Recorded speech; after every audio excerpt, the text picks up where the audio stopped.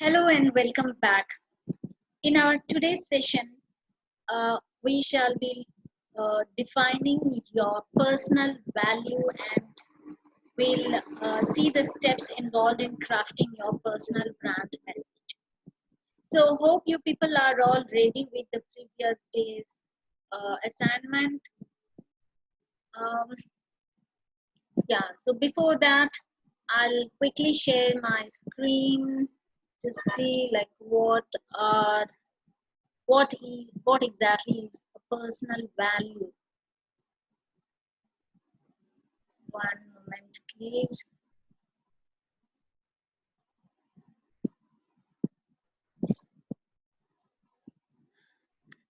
Can you see my screen? I hope audio, video, everything is clear.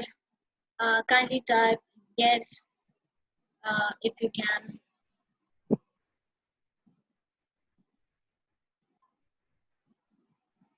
So yes, what is a personal value? Any idea, any guesses?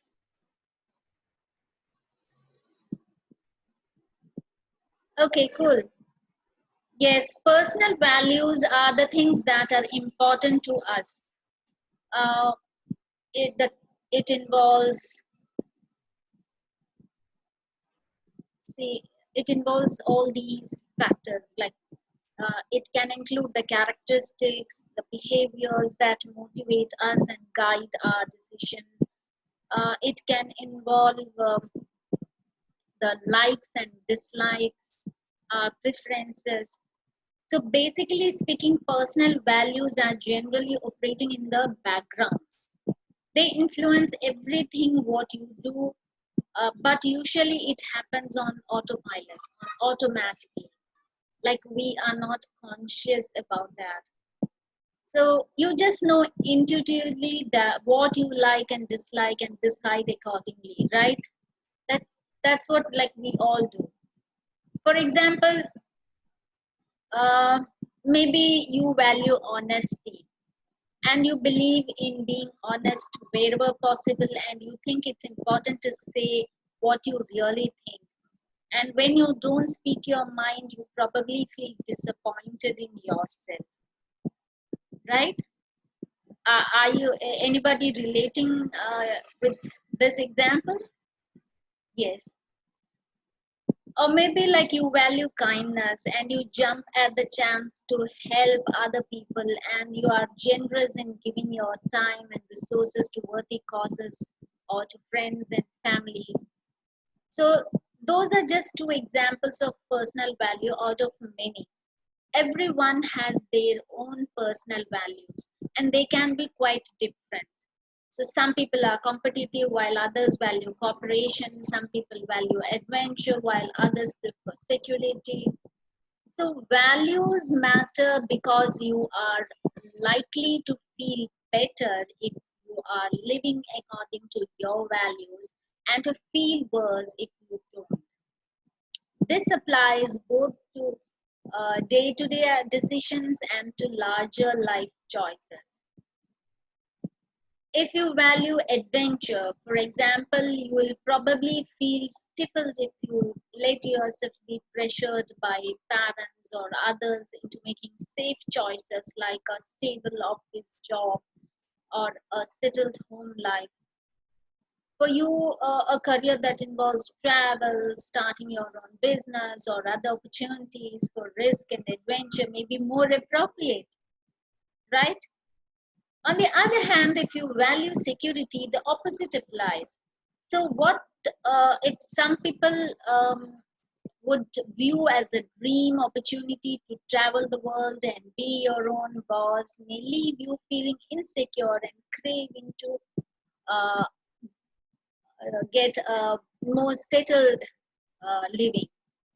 So everybody is different, and what makes one person happy may leave another person feeling anxious or disengaged. Uh, Defining your personal values and then living by them can help you feel more fulfilled and to make choices that make you happy, even if they don't make sense to other people. And how do you uh, define your personal values? See, there are certain steps involved. You have to ask yourself certain questions to get started. If you are not aware of your personal values, that happens. It's normal. Don't get, you know, don't get stressed. If you know, well and good. If you don't know, we are going to see like what are your personal values. So what you have to do is you take a notepad and pen and answer these questions sincerely. See, even if you are not able to, or if you want more time, like you can pause the video and do it later. Or you can make a note of these questions and answer them later, but do it sincerely. Um, don't discuss with anybody else, because you need to look into yourself and come out with the best answers. So the questions what you need to answer are, what is important to you in life? For example, it can be happiness, it can be money, a high position job, or it can be your freedom, it can be, adventure, it can be something else. So what is important to you in your life? The second question is, if you could have any career without worrying about money or other practical constraints, what would you do? So uh, you have to answer that. Like, what are your intentions regarding a job? If you don't have money constraint or other practical constraints, what type of a work, what type of a career would you opt? The third question is, when you are reading news stories, what sort of stories or behavior tends to inspire you? Because some people get inspired by the stories of successful people, some people get inspired by uh, fantasy or the news stories of daily of laymen. Uh, so, what exactly inspires you? The fourth question is, what type of story or behavior makes you angry? Yes, we hate to or we don't like listening to certain stories or behavior. So, what are those stories or behavior that makes you angry? The fifth question is, what do you want to change about the world or about yourself?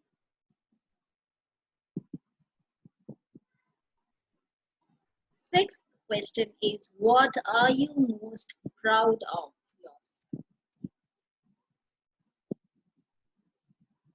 And the last question is, when were you the happiest? So take a blank sheet of paper or a notepad and quickly brainstorm some answers to these questions. Then use those answers as guides to figure out your personal value. See, in some cases, the values will be easy to figure out if you wrote a loving relationship in response to the question about what's important to you. Then love is an important personal value for you. If you write being happy, then your value will be happiness. So others may require a bit more work through. For example, if you're inspired by stories of successful entrepreneurs, maybe you value determination or achievement, or maybe it's wealth and success. If you're inspired by activists trying to change the world, maybe you value courage or integrity, or maybe it is justice or peace. Try to examine what exactly it is about those stories or experiences that you relate to. Now, after completing this exercise,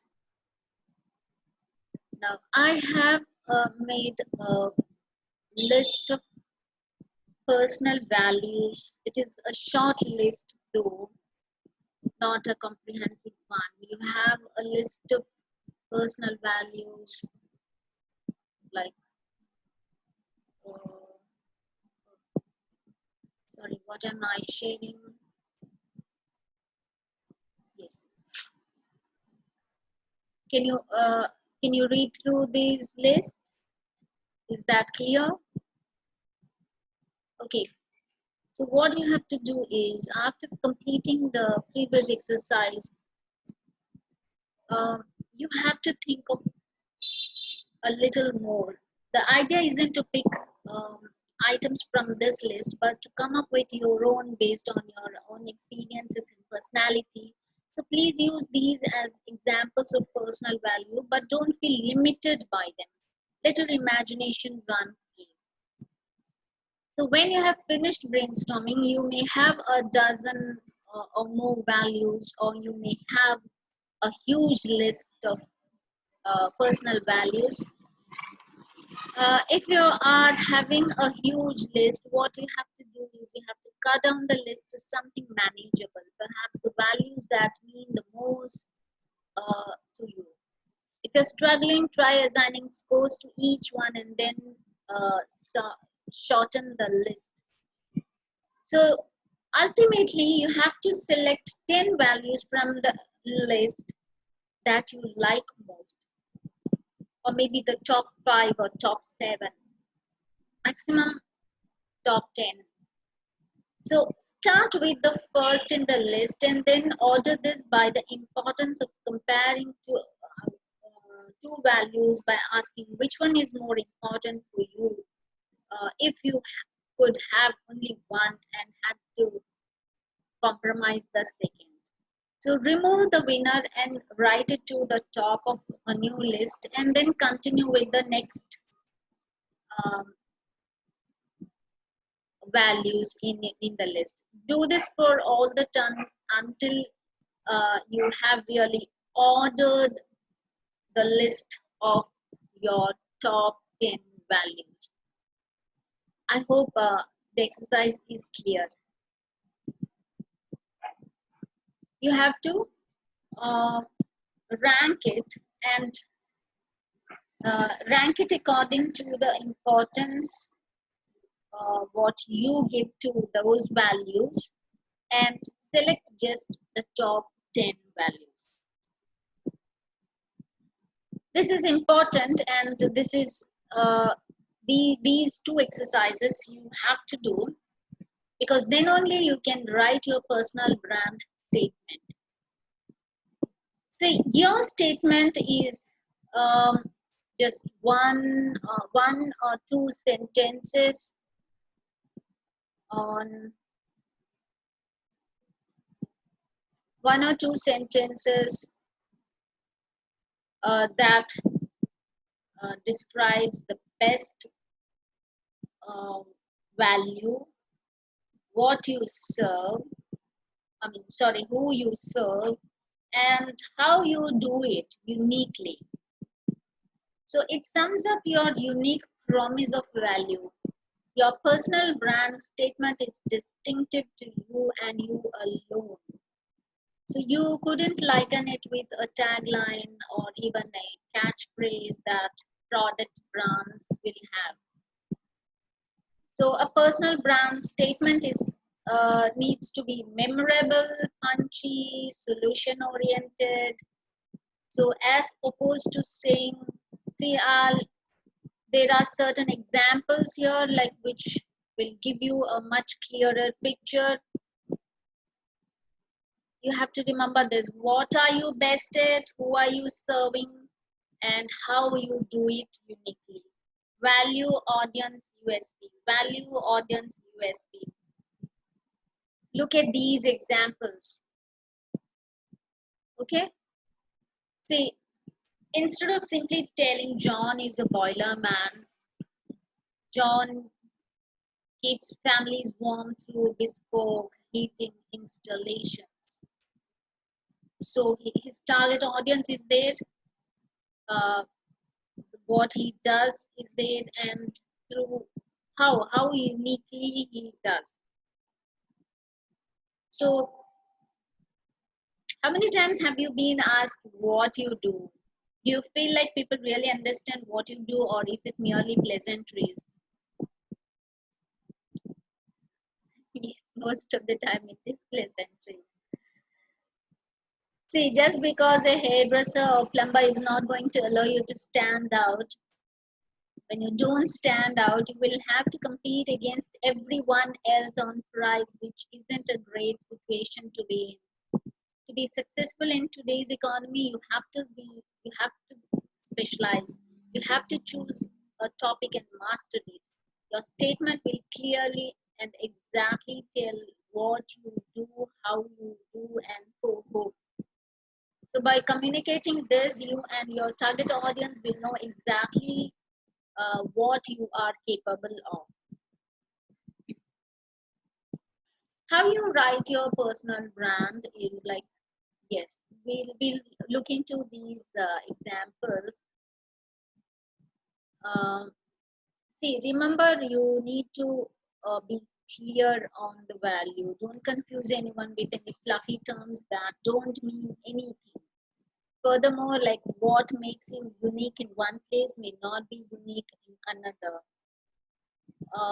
So you should know who exactly your target audience is. That is very important. Like before we look into writing your personal statement, you should know who are you targeting.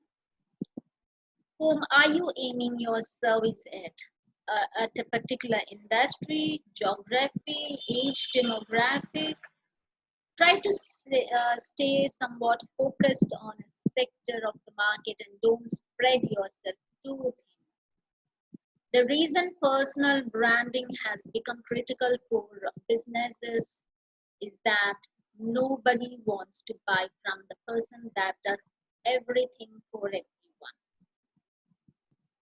Do you hear me? Nobody wants to buy from the person that does everything to everyone. See, look at what target audience would benefit the most from your service and zero in on this. Now, when writing a personal brand statement, it is easy to get carried away and putting down what you would like to be one day. No, never call yourself a guru or ninja, samurai, expert, or even thought leader unless you truly are one. Only your audience can determine whether you are an expert and will know if that is the case. The aim of your statement is to inform and inspire the readers, not to scare them off with fancy titles. Make it punchy and memorable. Using technical or big words could alienate your target audience. You want a 7-year-old to understand and be able to repeat what you do.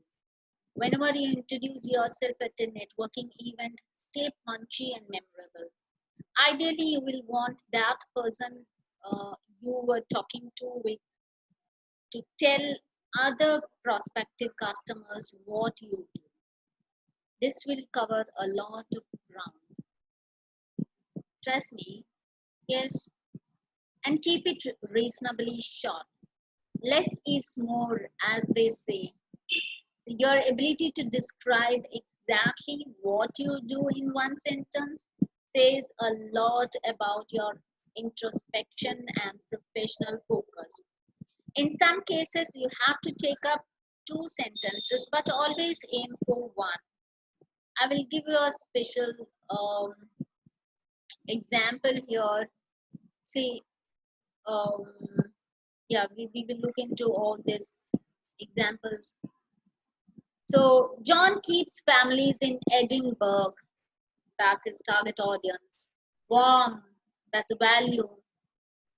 bespoke heating installations using the most advanced German boilers. That is unique. His USP. This clearly tells you what John does for whom and gives you an insight into how. What, whom, how. So let us say you are a digital marketer. Your personal branding statement could be, I develop powerful digital marketing strategies that help businesses find new customers.